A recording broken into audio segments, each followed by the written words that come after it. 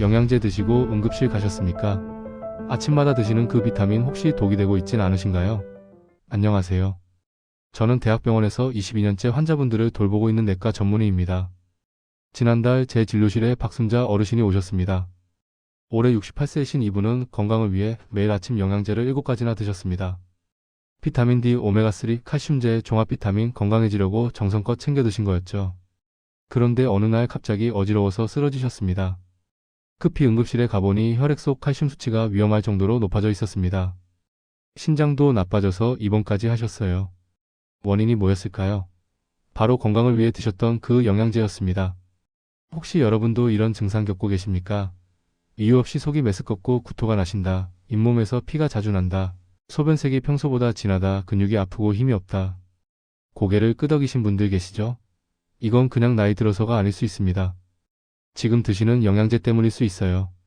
오늘 제가 여러분께 3가지를 말씀드리겠습니다. 첫째, 60대 이후 왜 영양제가 위험해지는지 정확히 알려드리겠습니다. 둘째, 특히 조심해야 할 5가지 영양제와 그 이유를 말씀드리겠습니다. 셋째, 안전하게 영양제를 드시는 구체적인 방법을 알려드리겠습니다. 오늘 영상이 도움되실 것 같다면 구독 버튼과 옆에 작은 종 모양 알림 설정을 꼭 눌러주세요. 여러분의 건강을 지키는 정보를 계속 전해드리겠습니다. 자, 그럼 시작하겠습니다. 여러분 몸속에서 지금 무슨 일이 벌어지고 있는지 아십니까? 박순자 어르신이 처음 제 진료실에 오셨을 때가 생각납니다. 68세이신 어르신은 TV에서 좋다고 하는 영양제는 다 사서 드셨습니다. 선생님, 저 건강 챙기려고 영양제 열심히 먹었는데 왜 이렇게 아플까요? 이게 한 분만의 이야기가 아닙니다. 우리나라 65세 이상 어르신 중 70%가 3가지 이상 영양제를 드십니다. 그런데 그중 절반 이상이 자기가 뭘 먹는지 정확히 모르신 채 드십니다. 왜 60대 이후엔 더 위험할까요? 쉽게 설명드릴게요. 우리 몸의 간과 신장은 들어온 물질을 해독하고 배출하는 중요한 기관입니다. 그런데 나이가 들면 이 기능이 떨어집니다. 자동차에 비유하면 이렇습니다. 젊었을 땐 엔진 오일이 깨끗하게 순환되지만 오래된 차는 오일이 제대로 안 빠지고 엔진에 찌꺼기가 쌓이는 것과 같습니다. 간세포수가 줄어들고 신장의 거름막도 약해집니다. 그래서 같은 양의 영양제를 먹어도 몸에 더 오래, 더 높은 농도로 남게 됩니다. 더 큰 문제는 대부분 고혈압약, 당뇨약 같은 다른 약들도 함께 드신다는 겁니다.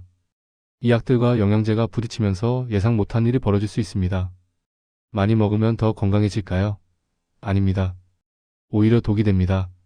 실제로 한 조사에 따르면 영양제를 5가지 이상 복용하시는 어르신들 중 약 30%가 약물 간 상호작용으로 인한 부작용을 경험하신다고 합니다. 특히 문제가 되는 건 영양제를 의사나 약사에게 말씀 안 하시는 경우입니다.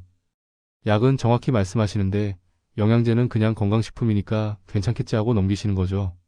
그런데 영양제도 우리 몸에서 화학 반응을 일으키는 엄연한 물질입니다.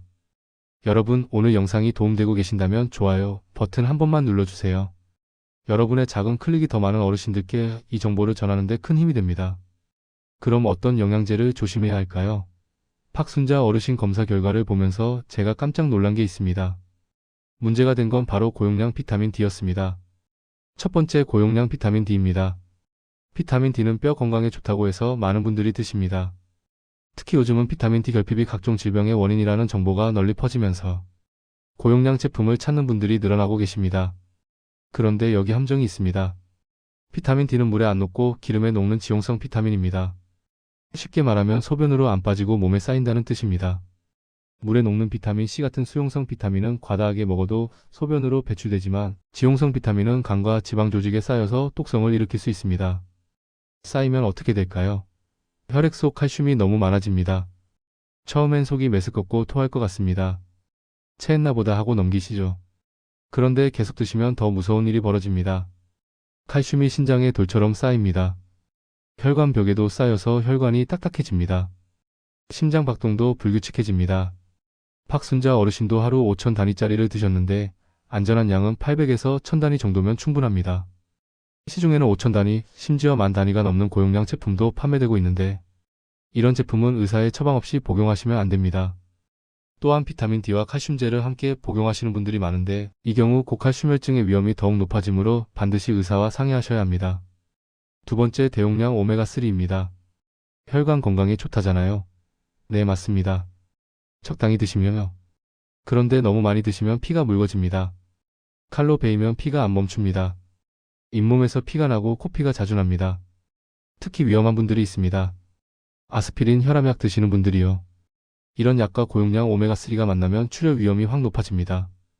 이순례 어르신이라는 분이 계셨습니다. 72세이신 이분은 오메가3를 하루 3000mg씩 드셨어요.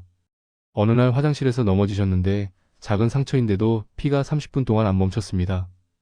더 심각한 것은 내부 출혈입니다. 겉으로는 보이지 않지만 위장관이나 뇌에서 출혈이 발생할 수 있습니다. 검은색 변이 나오거나 갑자기 심한 두통이나 어지럼증이 생긴다면 응급실을 방문하셔야 합니다. 뇌출혈의 경우 골든타임을 놓치면 돌이킬 수 없는 후유증이 남을 수 있습니다. 안전한 양은 하루 1000mg 이하입니다. 시중에는 3000mg, 4000mg짜리 고용량 제품도 있는데 이런 제품은 특별한 의학적 이유가 없다면 피하시는 것이 좋습니다. 또한 수술을 앞두고 계시다면 최소 일주일 전에는 오메가3 복용을 중단하셔야 합니다. 수술 중 출혈이 멈추지 않아 위험한 상황이 발생할 수 있기 때문입니다. 댓글에 건강 두 글자만 남겨주세요. 여러분의 건강 다짐이 다른 분들께도 용기를 줄 겁니다. 세 번째, 홍국입니다. 홍국은 콜레스테롤을 낮춘다고 많이 드십니다. 그런데 여기 큰 문제가 있습니다. 홍국은 건강식품으로 팔리지만 실제로는 약 성분이 들어있습니다. 로바스타틴이라는 콜레스테롤 약과 거의 같은 물질이에요. 문제는 제품마다 들어있는 양이 제각각이라는 겁니다. 어떤 건 거의 없고 어떤 건 양만큼 많이 들어있습니다. 이렇게 함량이 일정하지 않으면 효과도 예측할 수 없고 부작용의 위험도 커집니다. 가장 무서운 부작용이 뭔지 아십니까? 근육이 녹아내립니다. 의학 용어로 횡문근육해증이라고 합니다. 처음엔 운동해서 그런가 보다 하고 넘기시는데 심해지면 신장까지 망가집니다. 근육세포가 파괴되면서 근육 속 물질이 혈액으로 쏟아져 나와 신장을 막아버리는 무서운 질환입니다. 처음에는 근육통으로 시작하지만 심해지면 근육이 녹아내리면서 신장이 망가질 수 있습니다. 특히 이미 콜레스테롤 약을 복용 중이신 분이 홍국까지 함께 드시면 이런 위험이 더욱 높아집니다. 또한 홍국은 간에도 부담을 줄 수 있습니다. 간 수치가 올라가고 간 기능이 나빠질 수 있으며 심한 경우 간염이나 간부전까지 진행될 수 있습니다. 이유 없이 피로감이 심하거나 소변 색깔이 진해지고 피부나 눈의 흰자위가 노랗게 변한다면 즉시 복용을 중단하고 병원을 방문하셔야 합니다. 홍국은 의사의 처방과 모니터링 없이 복용해서는 안 되는 보조제입니다. 콜레스테롤이 걱정되신다면 자의로 홍국을 복용하기보다는 의사와 상담해서 정확한 진단을 받고 필요하다면 정식 약물을 처방받는 것이 훨씬 안전합니다. 네 번째, 고용량 비타민 E입니다. 항산화제라고 노화 방지에 좋다고들 하시죠. 그런데 너무 많이 드시면 안 됩니다. 비타민 E도 비타민 T처럼 지용성 비타민이어서 몸에 쌓입니다. 그리고 피를 묽게 만듭니다. 비타민 E는 비타민 K의 작용을 방해하는데 비타민 K는 혈액 응고의 필수적인 영양소입니다. 고용량 비타민 E를 복용하시면 혈액이 제대로 응고되지 않아 출혈이 쉽게 발생하고 멈추기 어려워집니다. 이것은 오메가3와 비슷한 문제인데 항응고제를 복용하시는 분들에게는 더욱 위험합니다. 더 놀라운 건 연구 결과입니다. 하루 400단위 이상 오래 드신 분들이 그렇지 않은 분들보다 사망률이 높았다는 연구가 있습니다. 정확한 기전은 아직 완전히 밝혀지지 않았지만 과도한 항산화 작용이 오히려 우리 몸의 자연스러운 방어 기전을 방해할 수 있다는 가설이 있습니다. 또한 고용량 비타민 E는 전립선암의 위험을 증가시킬 수 있다는 연구 결과도 있습니다. 남성분들이 건강을 위해 복용한 영양제가 오히려 암 위험을 높일 수 있다니 매우 아이러니한 상황입니다. 따라서 비타민 E는 특별한 결핍이 없으시다면 하루 400단위를 넘지 않도록 조심하셔야 하며 항응고제를 복용 중이시라면 의사와 반드시 상의하셔야 합니다. 다섯 번째, 고농도 비오틴입니다. 머리카락 빠져서 먹는 건데 뭐가 문제예요? 비오틴의 진짜 위험은 따로 있습니다. 혈액검사 결과를 엉망으로 만듭니다. 많은 혈액검사가 면역분석법이라는 방법을 사용하는데 고농도 비오틴이 이 검사를 방해합니다. 특히 갑상선 기능 검사와 심장표지자 검사에서 심각한 오류가 발생할 수 있습니다. 갑상선 검사가 잘못 나옵니다. 정상인데 병 있다고 나오거나 병 있는데 정상이라고 나옵니다. 예를 들어 갑상선 기능이 정상인데도 비오틴 때문에 갑상선 기능 항진증으로 잘못 진단될 수 있습니다. 반대로 갑상선 기능 저하증이 있는데도 정상으로 나올 수 있습니다. 이렇게 되면 필요 없는 치료를 받거나 필요한 치료를 받지 못하는 상황이 발생합니다. 더 무서운 건 심장 검사입니다. 가슴 아파서 응급실 가면 트로포닌이라는 검사를 합니다. 심근경색인지 아닌지 알아보는 거예요. 그런데 비오틴을 드시면 이 검사가 정상으로 나올 수 있습니다. 실제로는 심근경색인데 검사 결과가 정상으로 나와서 적절한 치료 시기를 놓칠 수 있다는 뜻입니다. 이는 생명과 직결되는 매우 심각한 문제입니다. 따라서 혈액 검사를 받으시기 최소 일주일 전에는 비오틴 복용을 중단하셔야 합니다. 그리고 응급실이나 병원을 방문하실 때는 반드시 비오틴을 복용하고 있다는 사실을 의료진에게 알려주셔야 합니다. 모발 건강을 위해 복용한 영양제가 생명을 위협하는 오진을 초래할 수 있다는 것을 꼭 기억하시기 바랍니다. 이제 여러분이 혹시 위험한 상황에 처해 있는지 확인할 수 있는 신호들을 알려드리겠습니다. 이런 증상이 있으시면 당장 병원 가세요. 2가지 이상 해당되시면 지금 드시는 영양제 확인하셔야 합니다. 잇몸이나 코에서 피가 자주 난다. 소변에 거품이 많거나 색이 진하다. 속이 메스껍고 구토가 난다. 운동 안 했는데. 근육이 아프다. 갑자기 어지럽고 두통이 심하다. 아무리 쉬어도 피곤하다. 양치질할 때마다 잇몸에서 피가 나거나 특별한 이유 없이 코피가 자주 나신다면 출혈 경향이 증가한 것일 수 있습니다. 또한 작은 상처가 생겼을 때 피가 평소보다 오래 멎지 않으신다면 주의하셔야 합니다. 소변에 거품이 많이 생기거나 소변 색깔이 평소보다 훨씬 진하시다면 신장에 문제가 생긴 신호일 수 있습니다. 특히 고용량 비타민 D나 오메가3를 복용 중이시라면 더욱 주의 깊게 관찰하셔야 합니다. 영양제를 복용한 후 지속적으로 속이 메스껍거나 구토가 나신다면 이것은 단순한 소화 불량이 아닐 수 있습니다. 특히 고칼슘혈증의 초기 증상일 수 있으므로 가볍게 넘기지 말아야 합니다. 운동을 하지 않으셨는데도 근육이 아프거나 평소와 다르게 근육에 힘이 없으시다면 홍국이나 다른 콜레스테롤 관련 보조제의 부작용일 수 있습니다. 근육 손상은 방치하시면 신장까지 망가뜨릴 수 있으므로 매우 위험합니다. 갑자기 심한 어지럼증이 생기거나 평소와 다른 두통이 지속되신다면 뇌출혈이나 전해질 불균형을 의심해봐야 합니다. 특히 의식이 흐려지거나 말이 어눌해지신다면 즉시 응급실로 가셔야 합니다. 충분히 쉬셨는데도 피로가 풀리지 않고 일상생활이 힘들 정도로 기운이 없으시다면 간 기능 저하나 다른 장기의 문제를 의심해봐야 합니다. 나이 들어서 그런가 보다 하고 넘기지 마세요. 영양제 부작용일 수 있습니다. 이런 증상들이 나타났을 때 많은 분들이 나이 탓이라고 생각하거나 다른 건강 문제 때문이라고 여기십니다. 하지만 영양제를 복용하고 계시다면 반드시 영양제와의 연관성을 고려하셔야 합니다. 증상이 나타난 후에도 계속 복용하시면 돌이킬 수 없는 장기 손상으로 이어질 수 있습니다. 주변에 영양제 많이 드시는 분 계시면 이 영상 꼭 공유해주세요. 여러분의 작은 나눔이 누군가의 건강을 지킬 수 있습니다. 그럼 어떻게 안전하게 먹을까요? 박순자 어르신께 제가 알려드린 방법 그대로 전해드립니다. 딱 4단계만 기억하세요. 첫 번째 단계 먹기 전에 검사부터입니다. 마트 가서 아무거나 사지 마세요.